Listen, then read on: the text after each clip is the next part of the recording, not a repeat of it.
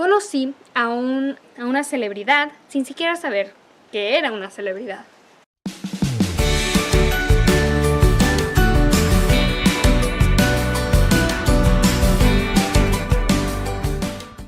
Hola a todos, yo soy Fabiola y hoy no les traigo un video sobre libros o sobre frases, porque hoy hay una StoryTime y es que conocí a una celebridad sin saberlo. Y se preguntarán, ¿y cómo conociste cómo supiste que era una celebridad? Pues bueno, luego no la presentaron obviamente, primero todo empezó, empecemos por lo primero, ¿ok? Todo empezó cuando fuimos a un evento de la escuela que estaba organizado para solo latinos, es decir, pues mexicanos y porque son latinos, ¿verdad? Entonces, este evento consistía en alguna plática, una conferencia y algunos talleres en los que podías aprender cosas de la universidad y las cosas que ofrecían. Entonces, pues yo dije, bueno, va a estar divertido, va a estar todo, y fui con el fin de aprender, de saber qué otras oportunidades pues había. Y la cosa es que todos quedamos sorprendidos porque llegó este comediante que es famoso al parecer y se llama Ernie G. En realidad es Ernesto y tiene un apellido medio extraño que dices, pues, ¿cómo es latino? Pero sí, es latino, tiene una familia latina y es un comediante muy reconocido porque da conferencias a los latinos y da pláticas, más bien también platica chistes e historias que solo los latinos nos podemos identificar con ellas para motivarlos a seguir estudiando y perseguir una carrera profesional, es decir, que vayan a la universidad en vez de solo salirse de la escuela y trabajar. Si lo tengo que confesar es que me puse a investigar sobre él porque yo tampoco, de hecho, sabía mucho sobre él. Y les voy a leer algunas de los descubrimientos que hice, algunos de los datos que recopilé sobre Ernie G. Participó en Comedy Central, ha participado y participa, no sé, la verdad, en shows tales como Make Me Love, Comic View, también es una de las estrellas de Galavisión del show Qué Locos. Y también ha salido en HBO's Latinos, Habla Again, La Chicas Project, Latino Love Festival y pues muchos más shows.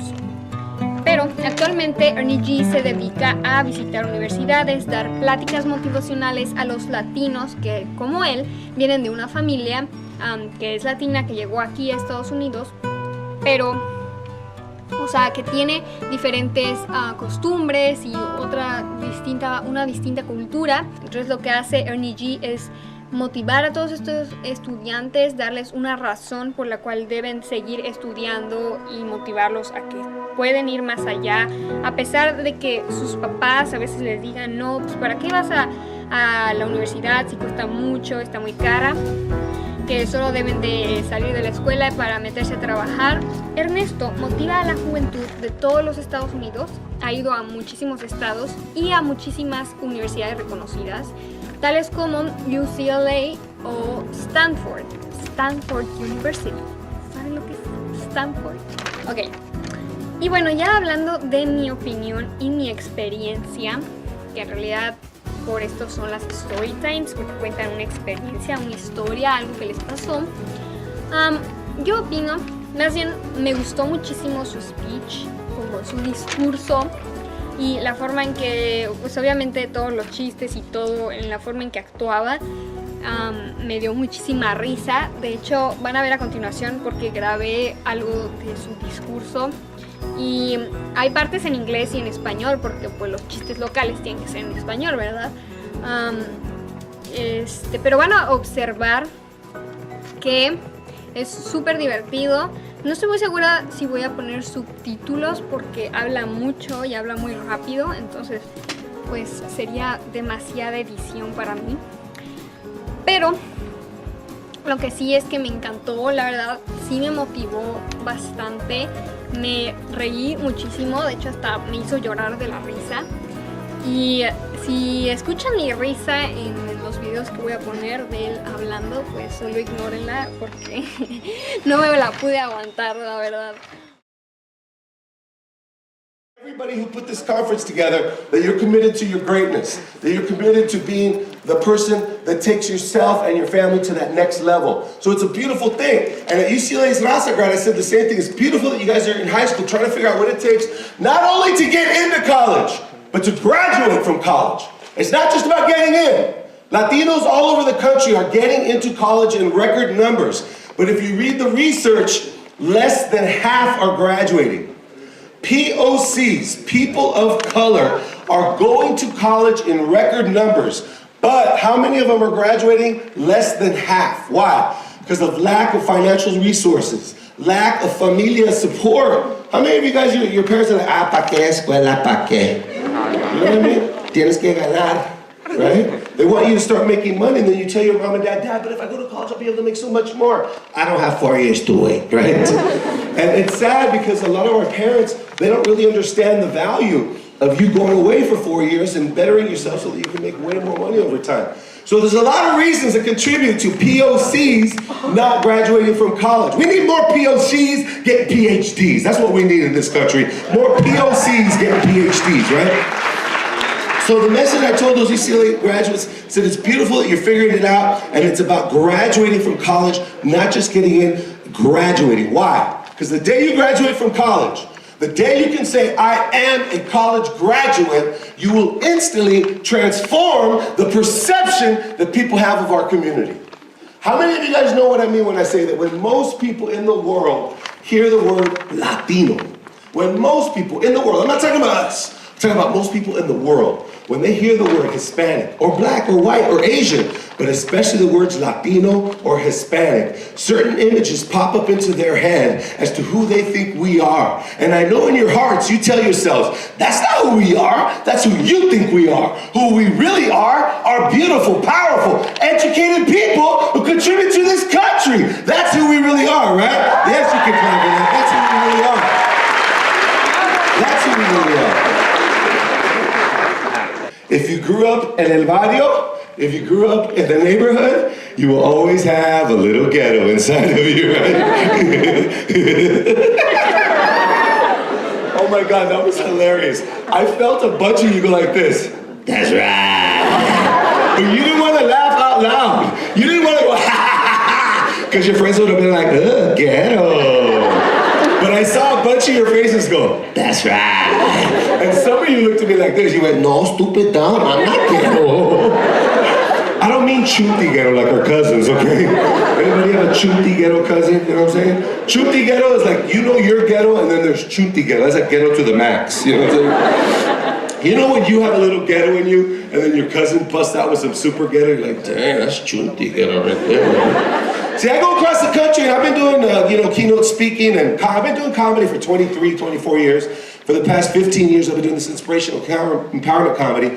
And that joke always divides the room. A lot of you are like, ha ha ha, and the other half are like, no, stupid, dumb. So why do I keep doing these jokes about having a little ghetto in you? See, I love being back in California because I don't have to explain a lot of my jokes, especially with Mexicanos in the house, right? But I was the national spokesperson for the Hispanic College Fund. I worked with the Hispanic Scholarship Fund. Any major Latino organization in this country, I've hosted their galas, I've performed at their luncheons.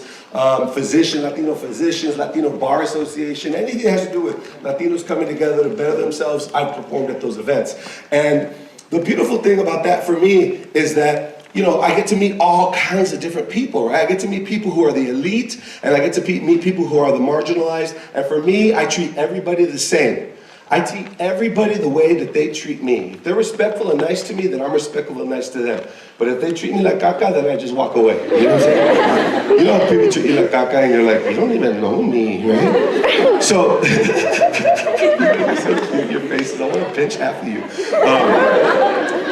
Because I can tell when you're laughing and then you go into serious mode.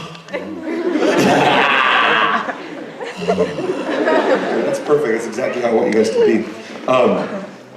That word, see, I love being back here because as the national spokesperson for the Hispanic College Fund, I performed a lot in Virginia and Maryland. And the Mexicanos in Virginia apenas llegaron desde Puebla. Like, we've been here a generation or two, right? But the Mexicans of Virginia, they're real humble. So I always ask them, I go, where do you guys go for Mexican food? They're like, Taco Bell? I'm like, no, I'm talking about real Mexican food with corn tortillas. They're like, Chipotle? I'm like, no, I'm talking about a Mexican man pushing a shopping cart in an alley behind a car wash. And there's a little white light dingling right there. And you're driving with your dad, and he's like, oh, there's tacos over there.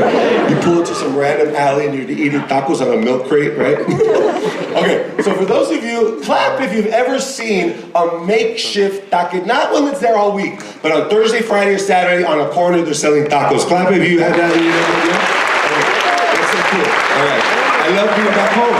Maybe somebody like, oh, how do you think we pay rent, right? And, because in Virginia, there's not really taquerias just out in the middle of nowhere. They have pupuserias, but those are in established restaurants.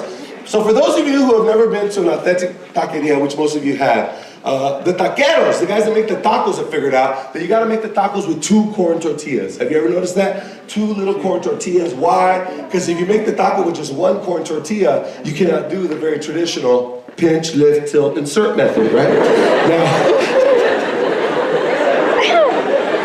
oh my God, half your face is like, oh my gosh, I do that. I didn't realize I do that, but I do that. See, there's a lot of customs that we grew up doing. No one taught us that we were taught them. We just did them because everyone around us was doing them. And pinch, lift, tilt, insert is one of them, right? Do you remember the first time you had a plate of tacos? Probably not. You were probably 2 or 3 years old. And your grandma put 2 little tortillas with meat right there and put it on your plate. And what did you do? Like 2, 3 years old, just grabbed it. And she goes, hijo, no, así lo hacemos, así. You pinch it, you lift it, use your pinky for balance. You pinch, lift, and then you gotta time the tilt. You gotta time the tilt. And as a 2 or 3 year old, you were like, just give me the food already, lady, right? And so you would pinch, lift, tilt, and the meat would fall. You'd pinch, lift, tilt, and the meat would fall. It's like riding a bike. You're 3 years old, and you went like this. You went, and no meat fell. And you're like, I'm a taco eater. And now, what do? Most of you are taco eating experts, huh? You go to a taco truck, you get 4 tacos with the meat, cebolla, cilantro, rábanos. You get the zanahoria, you get the salsa, the guacamole, the crema. You put the cacique cheese all over it, right? And now, instead of 4 tacos, you have 4 tostadas, basically, right? And you go like this, you go pinch, lift, tilt, and you use your pinky to make sure none of the meat falls out the back of the taco right there, right? Pinch, lift, tilt, eat. Some of you are like, dude, I'm getting hungry. I didn't have breakfast right now, man. Well, how long is this guy talking? Blah, blah, blah, blah, blah. Because I'm hungry right now. There's a lot of little customs that we grow up doing that a lot of us are ashamed or embarrassed about. And I'm here to remind you of 2 things. A, I'm not here to tell you who you are. We are not here. Quista College is not here to tell you who you are. We're here to remind you of who you already know yourselves to be. You already know who you are, and I know this. You know how I know that you know who you are, bro? I know that you know who you are, mija, because I want you to think of your favorite family member, the one who loves you unconditionally. For most of us, it's grandma and grandpa, right? You know how grandma loves you a little too much sometimes. Like, don't be nice to me, grandma was mean to my mom today. And if you don't have your abuelita or abuelito, it's probably like little sobrina, little niece, little nephew, little brother, little sister. And what happens when grandma talks to you? She talks to the real you, right? The real, genuine, authentic you. Not the you that you pretend that you are into the world, but the real you. And she says stuff like, ay, linda, preciosa, querida de mi vida, you're the most beautiful girl on the planet, mija, you're so beautiful. And in your heart you go, I know, it's true. Ay, why doesn't everybody know? You should tell everyone, Grandma. You're like the only one who knows me. Now, is Grandma making up a lie about who you are? No, she knows the real you, right? So when Grandma says stuff that's consistent with who you know yourself to be, what's your job? Your job is to trust, honor, and respect that. Grandma says you're beautiful, you're like, ding, ding, ding, you got it, Grandma. Or when someone says something about you, or your race, or your people, or your culture, or your gender, or your sexual orientation that's inconsistent with who you know yourselves to be, what happens? You have a reaction, right? You're like, oh, what? No. So I'm not here today to tell you who you are. Hopefully today you're going to meet a bunch of amazing people that you connect with. You know, mentors and people that it's like, they don't even feel like a teacher. They feel like my uncle. They feel like my tia. And if you have that, then your job is to trust that, right? And you know, growing up, there's a lot of little things that we do that we become embarrassed to do them in public because we know that only Mexicanos do them. Like if you're ever eating menudo or pozole at your grandma's house, right? Anybody always eating menudo or pozole and you go, Grandma, can I get a corn tortilla? Anybody have one of those grandmas that's like flipping tortillas 24 hours a day, 24/7? My grandma's all buff right here from flipping. She has like veins in her arms, you know. And my grandma always makes like 28 tortillas for 2 people, you know what I'm saying? It's just me and her. Cómatelos, baboso, cómatelos. Yo te les hice, cómatelos, right? And she's all burnt, like her hands all burnt up, all callous from like years of making tortillas. Like, Grandma, you're burning, you're burning. Ni lo siento, está bien. Cómatelos, baboso. So when you ask Grandma for a corn tortilla, what does she do? She opens that straw basket, right, with the 28 tortillas. She tosses you a tortilla. How do Mexicans roll up a corn tortilla? We pinch the bottom and we roll that thing out, right? Look at half the crowd went, choo! Or if you're ever eating menudo or pozole, we don't like bland foods, right? Mexicans, we don't like bland foods, so we like spicing up our foods. And we like putting oregano in our pozole, right? But oregano comes in the same container as the Parmesan cheese at the Italian restaurants. Have you noticed that? Have you ever noticed that like non-Latinos putting oregano on their pasta, they're so much more patient than Latinos. You know, non-Latinos at the Italian restaurant, they're like, it's barely coming out. It's hardly coming out. Is this thing plugged up? It's not even good. Latinos, we don't have that kind of patience, huh? What do? We grab the thing, we unscrew it, we put it in our hands, and we go like that, right? We use our hands like grinders right there, right? And then, of course, we never wash our hands when we're done eating, right? No one ever taught us that rule. So we're at church giving blessings to people. May peace be with you, and also with you. May peace be with you. And the pobrecita señora was like, oh, marihuanero, wow. Oh, he smokes the marijuana. I'm gonna tell your family. We're like, no, señora, I say no to drugs. It's oregano, te lo juro, it's oregano. She's like, oregano, I see too, whatever.